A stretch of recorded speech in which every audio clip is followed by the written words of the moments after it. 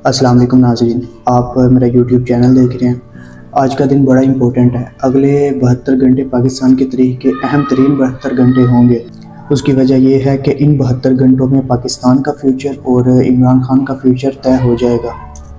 پیر والے دن سے پہلے ہر حال میں آئینی ترمیم کو انجام دینا ہے اور اس کے کچھ ریزنز ہیں، لیکن اب تک کے جو حقائق ہیں وہ میں آپ کے سامنے رکھتا ہوں۔ سب سے پہلے فضل الرحمان صاحب سے رات گئے ملاقات ختم ہوئی پی ٹی آئی کی، اور اس کے بعد رات گئے جو وزیر اعظم ہیں، وزیر خارجہ ہیں اور بلاول بھٹو زرداری اور باقی جو ساری کی ساری قیادت ہے، وہ مولانا فضل الرحمان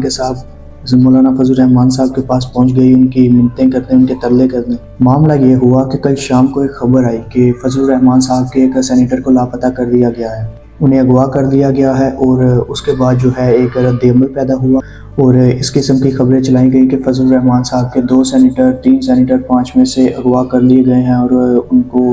ان کے ساتھ ساز باز کر لی گئی ہے۔ فضل الرحمان صاحب نے اس کا پھر ریئیکشن دیا، انہوں نے کہا کہ جی ایسے بدماشی چلے گی تو پھر بدماشی کا جواب ہم بھی بدماشی سے ہی دیں گے۔ انہوں نے کہا کہ یہ سلسلہ فوری طور پر بند کیا جائے اور انہوں نے اس کے لیے 16 گھنٹے کا ٹائم دیا، لیکن اس کے نتیجے میں پھر وزیر اعظم صاحب اور باقی جو بھی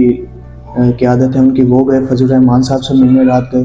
اور انہوں نے کہا جی ہم نہیں یہ کر رہے، لیکن جو بھی کر رہے ہیں ظاہری بات ہے وہ کر تو آئینی ترمیم کے لیے ہی رہے ہیں۔ اگر فضل الرحمان صاحب کے بندے اٹھا کر ہی آئینی ترمیم کرنی ہے تو پھر فضل الرحمان صاحب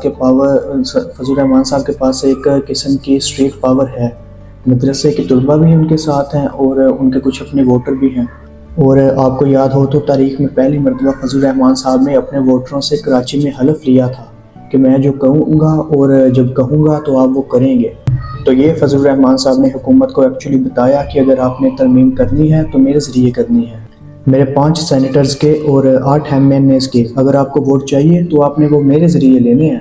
اگر زبردستی آپ میرے بندے توڑ کر ان کا ووٹ لیں گے تو پھر ان کا رد عمل میں سڑکوں پہ دوں گا۔ اور فضل الرحمان صاحب نے کہا کہ ابھی اس پہ مزید بحث و مباحثے کی ضرورت ہے، ہم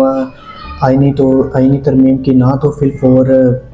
حمایت کر رہے ہیں اور نہ ہی اس سے انکار کر رہے ہیں۔ دوسری جانب پاکستان تحریک انصاف نے ایک بڑا زبردست سیاسی نقطہ اٹھایا ہے۔ انہوں نے کہا کہ فضل الرحمان صاحب اگر ہمارا اور آپ کا چند چیزوں پر اتفاق ہو جاتا ہے تو اٹس ویری گڈ،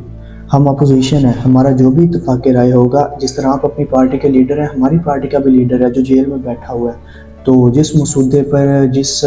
آئینی ترمیم پر ہمارا اتفاق رائے ہوگا تو ہمیں بھی وہ آئینی ترمیم کا مسودہ اپنے لیڈر کو دکھانا ہے اور عمران خان صاحب کی اجازت لینی ہوگی، کیونکہ ہمارے بھی تو بہت بڑی تعداد میں ووٹر ہیں،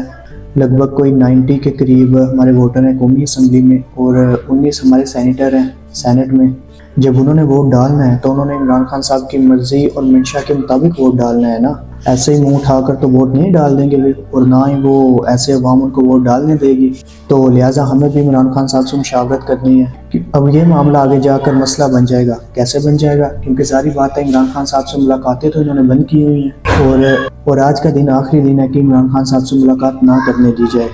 کل عمران خان صاحب کا کیس دوبارہ لگے گا اور وہاں صحافی بھی جائیں گے اور عمران خان صاحب کو صحافیوں سے بات کرنے کا موقع ملے گا۔ تو اب آپ کو سمجھ لگی جب سارے لوگ تنقید کرتے تھے اسد کیسر صاحب سے کہ وہ فضل الرحمان صاحب سے کیوں ملنے جاتے ہیں، یہ وجہ تھی، اس وجہ سے وہ فضل الرحمان صاحب سے ملنے جاتے تھے بار بار۔ اب تک کی اطلاعات کے مطابق آئینی ترمیم پر آج کے دن سے ہی کام شروع کر دیا جائے گا۔ اگر آج قرارداد آئینی ترمیم کے لیے پیش کر دیتے ہیں تو نمبر کیسے پورے کریں گے، کیونکہ حکومت کے پاس سینٹ میں 58 اپنے سینیٹر ہیں، جس میں سے 80% تو کنفرم ہے کہ ایک سینیٹر ووٹ نہیں ڈالے گا، تو یہ پیچھے بچے 57۔ اب ان کو چاہیے 60 سینیٹر اپنے علاوہ، تو فضل الرحمان صاحب کے جو 2 سینیٹر ہیں وہ جو بلوچستان سے ہیں وہ اب تک قابو آئے ہوئے ہیں، اور اس کے علاوہ اختر مینگل صاحب کے بھی دونوں سینیٹر انہوں نے قابو کر لیے ہوئے ہیں۔